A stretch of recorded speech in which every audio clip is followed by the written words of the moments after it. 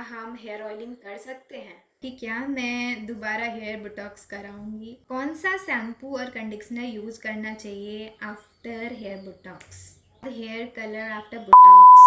Hello and namaste, welcome back to my channel.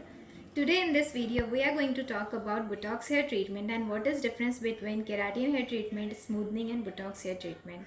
So without any further ado, let's start the video.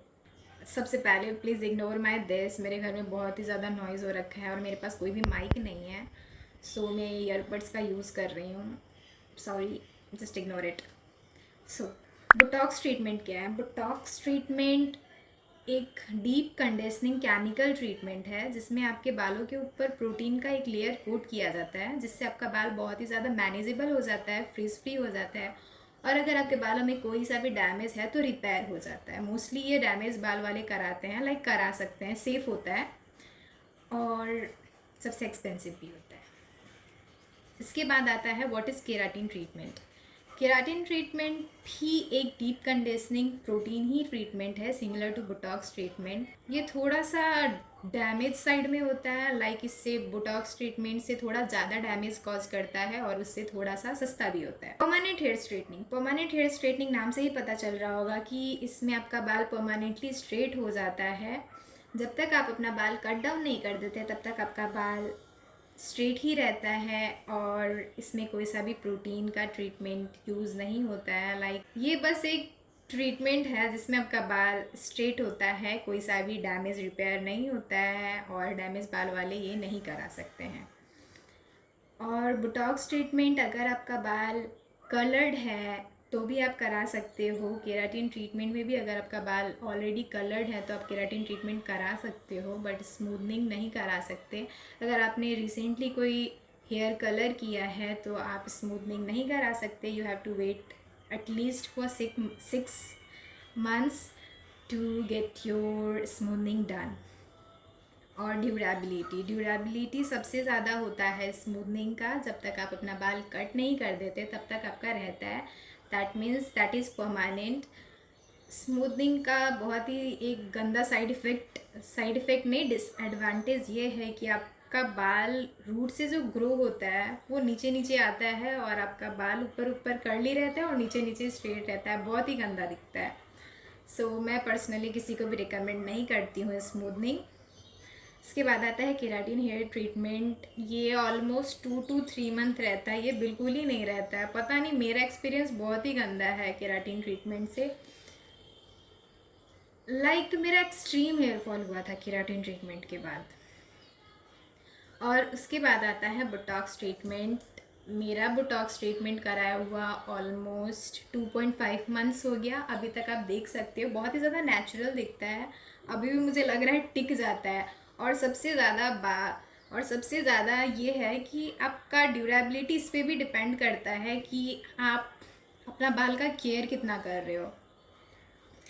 Like अगर आपने कोई सा भी treatment कराया है तो आपका सैलून वाला जो शैम्पू, कंडीशनर और हेयर मास्क देता है आपको वही यूज़ करना होता है. उसके अलावा आपको कुछ यूज़ नहीं करना होता है. उससे आपका, अगर आप बाहर का यूज़ कर सकते हो, बट इफ़ आप बाहर का यूज़ कर रहे हो आपका ड्यूरेबिलिटी बहुत ही ज़्यादा घट जाता है और आपका बाल नेचुरल साइड में जाने लगता है. उसके बाद आता है कॉस्ट.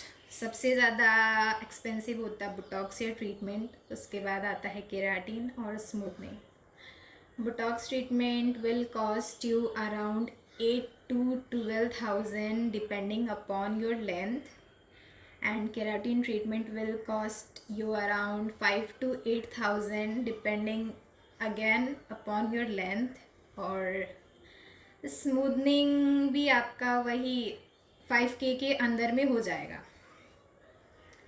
और सबसे ज़्यादा डैमेज कौन सा कॉज करता है? तीनों ही केमिकल ट्रीटमेंट है, चाहे वो बोटॉक्स हो, केराटिन हो या स्मूथनिंग हो. बट सबसे ज़्यादा लाइक सेफर साइड में होता है बोटॉक्स.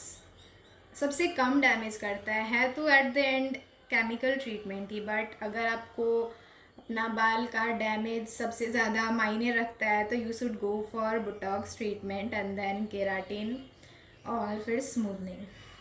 और एक चीज़, हाँ, कॉस्ट के बारे में अगर बात करना है तो आप बस इतना पे ही मत जाना कि इतना 1000 का मतलब है, इतना 1000 में ये हो जाएगा, इतना 1000 में ये हो जाएगा। नहीं, आप एक बार करा लेते हो, उसके बाद पोस्ट केयर में भी आपका बहुत ज़्यादा पैसा लगता है। लाइक इफ़ मतलब आप बुटॉक्स ट्रीटमेंट करा रहे हो तो आपका बुटॉक्स ट्रीटमेंट ही अराउंड 10,000 पड़ जाएगा। और उसके बाद आपका सैलून वाला आपको शैम्पू देगा, कंडीशनर देगा या हेयर मास्क देगा। मतलब आपका एक तो ट्रीटमेंट महंगा है, उसके ऊपर से आपका वो ट्रीटमेंट बचाए रखने के लिए भी वो जो शैम्पू वगैरह देगा, जो प्रोडक्ट्स देगा, वो भी बहुत महंगा। लाइक वो भी आपको 5,000 3,000 के अराउंड में पड़ जाएगा। तो आप वो भी ध्यान में रखना और उसके बाद आप जाना कोई सा भी ट्रीटमेंट के लिए। सो अब हम जाएंगे क्वेश्चन की तरफ। लाइक मोस्ट कॉमन क्वेश्चंस जो सबके ही दिमाग में होता है कराने से पहले, क्या आप हेयर ऑयलिंग कर सकते हो बोटॉक्स ट्रीटमेंट के बाद?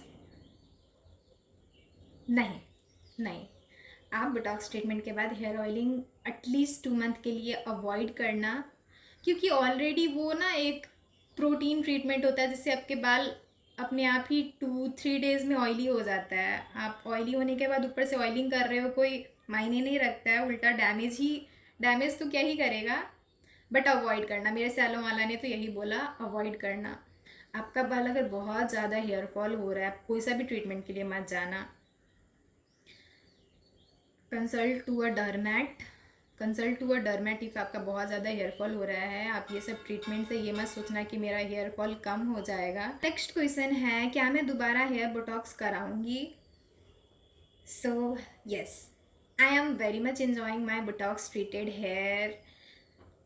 सो मैं ट्रीटमेंट कराऊंगी एटलीस्ट 1 ईयर के लिए। आपको कोई सा भी ट्रीटमेंट नहीं कराना है। अगर आप एक बार करा चुके हो, 1 ईयर के बाद आपको कराना है तो कराना। मैं कराऊंगी कुछ साल के बाद, अभी नहीं, बट हाँ कराऊंगी। और नेक्स्ट क्वेश्चन है, कौन सा शैम्पू और कंडीशनर यूज़ करना चाहिए आफ्टर हेयर बोटॉक्स? जो आपका सैलून ने आपको दिया है, जो रिकमेंड किया है, स्ट्रिक्टली आप वही शैम्पू एंड कंडीशनर यूज़ करो। बाहर का कोई सा भी यूज़ मत करना, क्योंकि आप इतना महंगा ट्रीटमेंट करा रहे हो, उसके बाद आप कोई सा भी शैम्पू यूज़ कर रहे हो, पर ट्रीटमेंट कराया वो बिल्कुल ही नहीं टिकेगा। लोग बोलते हैं कि मेरा बोटॉक्स टिका ही नहीं। मैंने बहुत सारा वीडियोस देखा है जिसमें सब बोलते हैं कि लाइक 2 मंथ 3 मंथ में ही बोटॉक्स चला जाता है। नहीं, वो आपका पोस्ट हेयर केयर पे डिपेंड करता है, आप कैसे अपना बाल को केयर कर रहे हो। वीक में लाइक आपको 2 बार से ज़्यादा हेयर वॉश नहीं करना है, क्योंकि आपका ये ट्रीटमेंट हेयर वॉश के साथ कम होता जाता है। आप जितना बार हेयर वॉश करोगे, आप देखोगे कि आपका बाल थोड़ा नेचुरल साइड में जाता है। सो आपको एक्सेसिव हेयर वॉश अवॉइड करना है, हेयर ऑयलिंग अवॉइड करना है, एंड स्ट्रिक्टली अपना सैलो का दिया हुआ, सजेस्ट किया हुआ, रिकमेंड किया हुआ शैम्पू एंड कंडीशनर फॉलो करना है, यूज़ करना है। इसीलिए मैंने शुरू में बोला कि आप कोई सा भी ट्रीटमेंट के लिए जा रहे हो तो पोस्ट हेयर केयर भी कॉस्टली होगा, उसको भी ध्यान में रख के चलना। उसके बाद hair colour after Botox, no, आपको हेयर कलर बोटॉक्स से पहले कराना है या बोटॉक्स के साथ कराना है, बोटॉक्स ट्रीटमेंट के बाद नहीं कराना है। अगर आपको कराना है ट्रीटमेंट बोटॉक्स के बाद तो at least wait for 6 months and after आप करा सकते हो। उसके बाद आपको ट्रीटमेंट कराने से पहले क्या क्या चीज़ है जो ध्यान में रखना है? सबसे पहले है सैलून। आप अपना हेयर ट्रीटमेंट करा रहे हो, प्लीज़ कोई भी सस्ता सैलून में जाके मत करा लेना। लाइक सस्ता में, क्योंकि ये ट्रीटमेंट का क्रीम ही बहुत एक्सपेंसिव आता है, और कोई भी अगर आपको सस्ता में कर रहा है तो डेफिनेटली वो अच्छा नहीं करेगा। सो आप सैलून अच्छा देखना, ट्रस्टेड सैलून में जाना, पोस्ट हेयर केयर एक्सपेंस लेके चलना, और आपको ट्रीटमेंट कराने के बाद बहुत ज़्यादा बाल जुड़ा करके नहीं रहना है। लाइक बाल ज़्यादा बांध के नहीं रखना है, ऑब्वियसली आपका बाल ख़राब होगा उससे। So that's it for today's video. If you have any questions or doubt, you can ask me in the comment section. Thanks for watching. Bye.